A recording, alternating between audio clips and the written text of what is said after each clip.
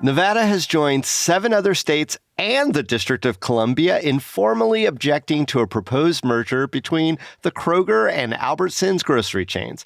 Here in Las Vegas, that includes Smith's, Safeway, and Vons, too. Today on CityCast Las Vegas, we return to a recent conversation with food justice writer Kim Foster and Nevada Current editor April Corbin-Gurnis. We talk about the pros and cons of a supermarket super merger in our city as a hearing looms in federal court later this summer. It's Thursday, April 18th. I'm David Figler, and here's what Las Vegas is talking about.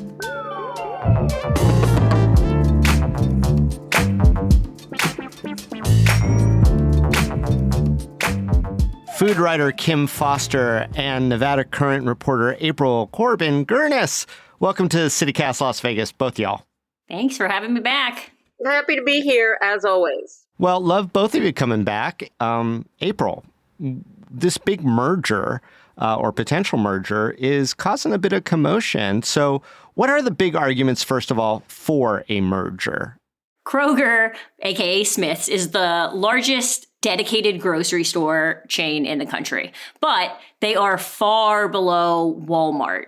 Walmart owns about 1/5 of the market when it comes to the percentage, like the total dollars spent at grocery stores. Walmart is massive. And I mean, we know that from retail side, but also in just groceries. Like Walmart is the leader by and far away. And so Kroger is saying that they need to be able to better compete with Walmart on that economy of scale. And they can do that by buying all of the Albertsons, Vons, and Safeways. So to put it into perspective, Walmart is about 20% of dollars spent on groceries in the United States. And combined, Albertsons and Kroger is 16%. So there's even if this merger went through, they would still be significantly below the number one competitor, like the number one food market. So they're saying that we need to do this to be competitive, and that's sort of the primary goal. Well, I'll say that's the primary goal they've stated publicly. Yeah, I get that. Kim, you deal with food and food trauma in your writing. What's your take on less competition in the grocery world in Las Vegas? I mean, what are the implications from your perspective of a merger? So what we see when corporations come together and they become these huge, massive companies, that what happens is it takes a lot of choice for the consumer out of any equation.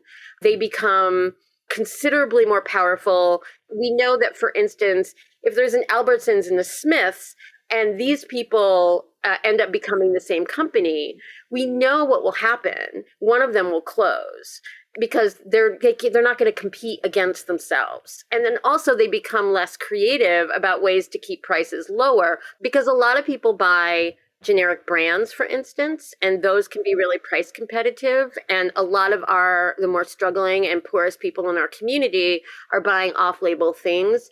And so a lot of times those prices are lower because there's a lot more competition. But with the merger, we're going to have Kroger, which has a generic brand.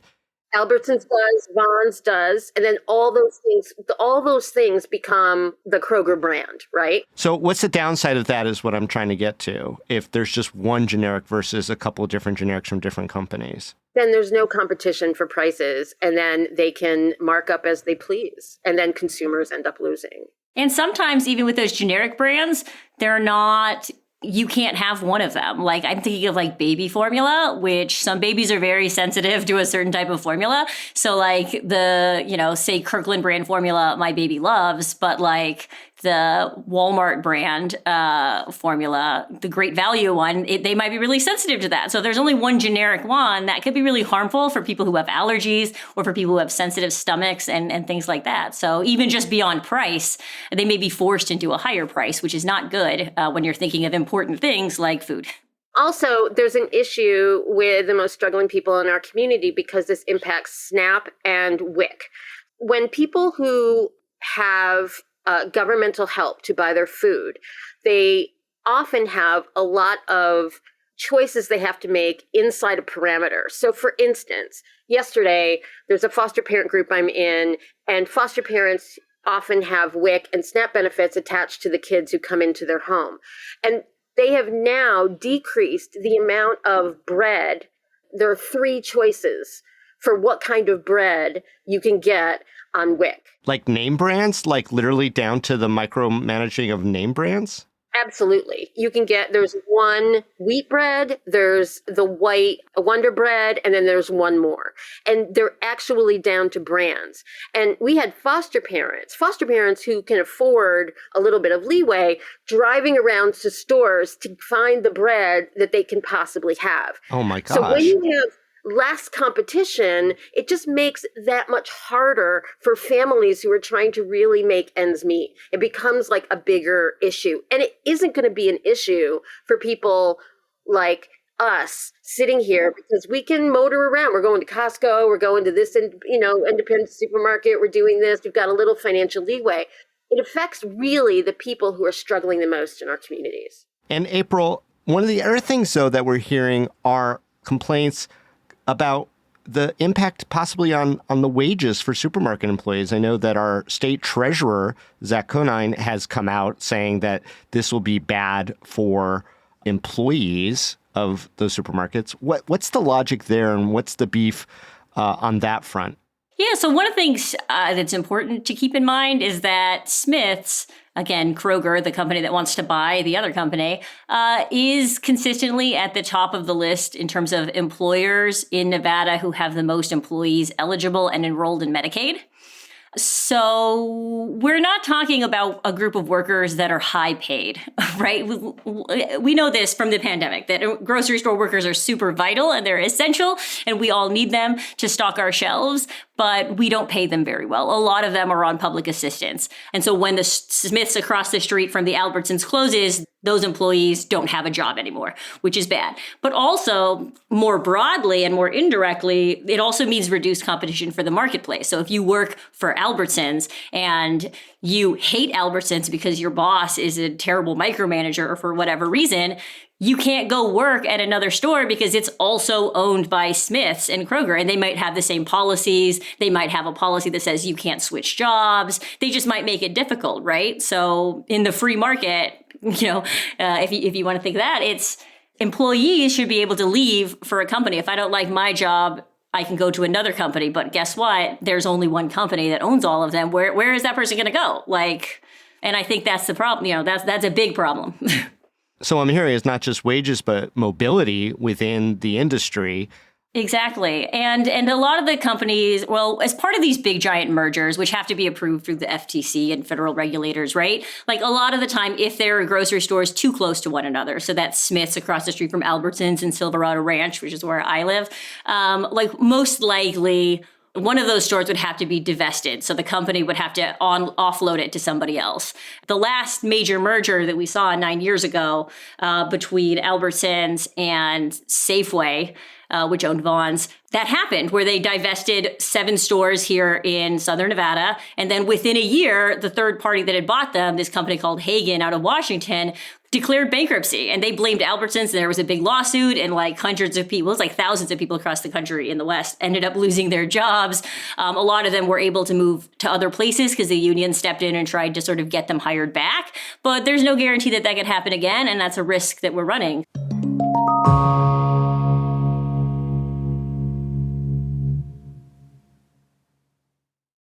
Kim, I know you know lots of supermarket employees around the Valley. You interact with them in a lot of different ways. What are they saying about working conditions and just their livelihoods?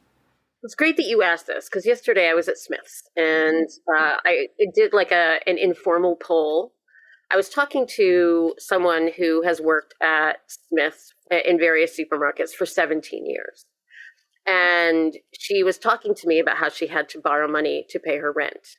And this is not a person with a big lifestyle. She has a humble apartment close to work. She's not going out on trips and buying lavish clothes and things like that. She tells me about being relegated to part-time, not being able to have enough hours.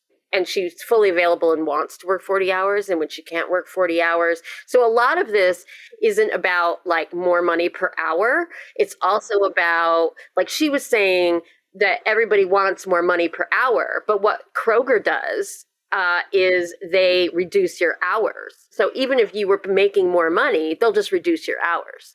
She doesn't think it's going to happen. We were talking a little bit about it, and she doesn't think it's going to happen. And she also mentioned... Why does she not think it's going to happen? She thinks that it will be shut down because it's so ridiculously overreaching in terms of creating a monopoly. But her issue is that Albertsons employees under Kroger management will have to reapply for their jobs. There's going to be a lot of insecurity around just people not knowing whether even if the supermarket stays open, not knowing whether or not they're going to be able to, who their boss is going to be, what the issues are at the workplace. There's just going to be a lot of change within the community. Well, let me just frame it this way then, April. Are there any reasonable arguments for this merger that we haven't discussed yet? I think there is an argument. And I talked to the local union leader and I asked him sort of just casually, I was like, the way we're talking, it really sounds like there's nothing good that comes from a merger. I just sort of made that comment as in passing. And he goes, well, he's like, that's true. But also we don't know what would happen if the merger didn't happen. Right. So if the merger doesn't happen, then does that mean that Kroger and Albertsons both will continue? Well, I don't know if they're continuing to suffer, but will they both lose to Walmart repeatedly? And will Walmart just become 50% of the market and they'll stay at like 10% of the market? We don't necessarily know what the difference is in terms of what could happen if the merger doesn't go through, because are the Albertsons and the Smiths across from each other, which are currently offering different options for people, are they really, is one of them or both of them suffering in the market, and will one of them close anyway and then sort of just exacerbate food deserts and things? We don't necessarily know, and that's hard to predict, and it's hard to gauge, which just makes these things tricky to think about. Yeah. And Kim, I see you reacting to this. I mean, doesn't it make more sense for the smaller guys to kind of combine forces to create a competition for Walmart and their practices? Well, okay. The grocery business is extremely competitive. I mean, the margins are ridiculous. So they have to do a ton of turnover. It's all about how much food they can push out the door, right? So that's how they make bank. But they aren't just competing against Walmart. They're competing against every grocery store, every dollar store, every gas station, every convenience store. So a lot of times, the reason that you don't have in supposed food deserts, the reason you don't have a supermarket is because they can't compete and push all that food out the door because there's so many dollar stores in the area, So what we need as a community is to have a plan for how much business, what kinds of business, how it suits the community.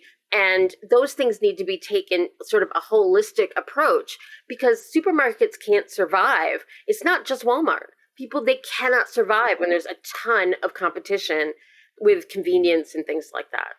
April, what sorts of questions do you hope that Las Vegans ask public officials like AG Aaron Ford about the merger proposal?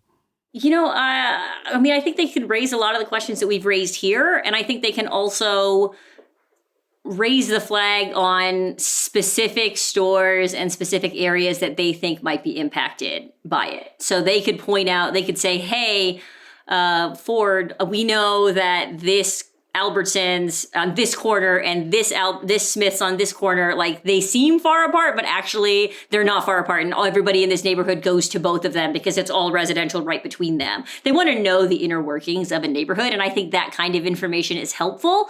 And also we haven't talked about this, but a lot of these stores, or we call them grocery stores, but they also have gas stations attached to them. A lot of them have pharmacies within them. Oh, yeah. So reminding Ford's office that is a factor here and saying like, hey, I don't really care about this Smith's versus Albertsons thing, but I really care about this pharmacy inside this Smith's. Like if this pharmacy inside this Smith's goes away, it is the only pharmacy that my insurance accepts in a 7-mile radius or whatever it is. So I'm just sort of, that's a hypothetical, but there are situations like that could be true where like the gas station is really important, or because those will all, of course, be impacted by this merger. I think that's important here. Do you think Kroger's listening like Aaron Ford says he's listening?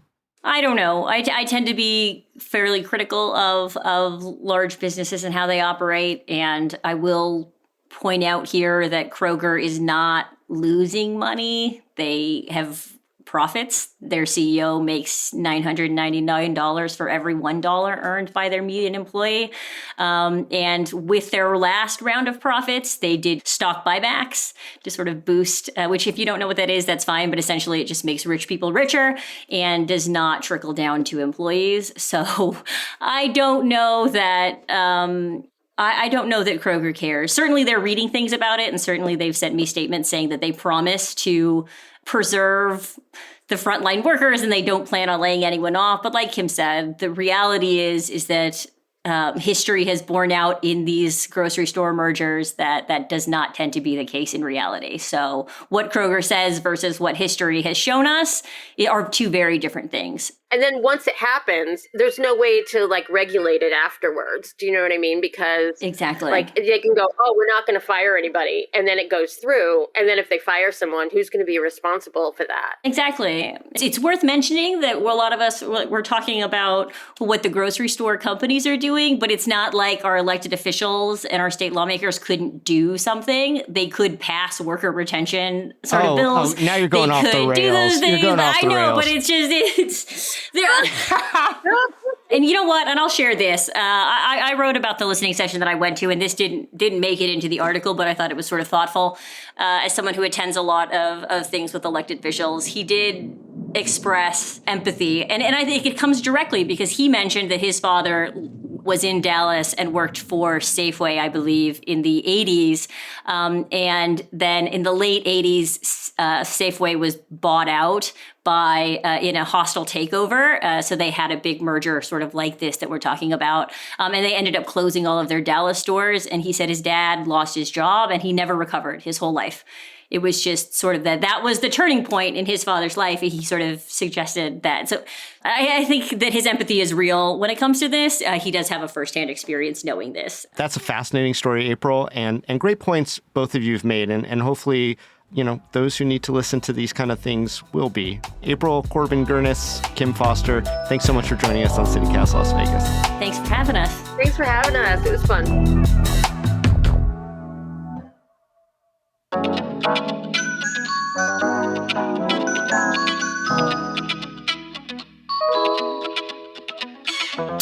That's all for today here on CityCast Las Vegas. Hey, if you like what we do, here's what you can do. Share this episode with 3 friends who don't already listen to the show. Just 3. Tell them why you love CityCast and why they should subscribe. This really helps the show, and we can't thank you enough. Also, don't forget to subscribe to our amazing morning newsletter. We'll be back tomorrow morning with more news from around the city. Take care.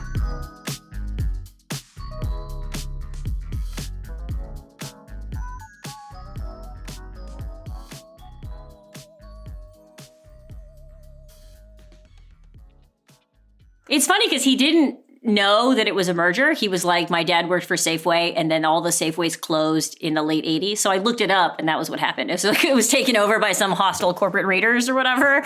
And then they had to do a whole thing, and they sold them off piecemeal or whatever. And that was kind of so. But, you know, Ford is a politician through and through. But in this case, he really was like, I get it, which was fascinating. So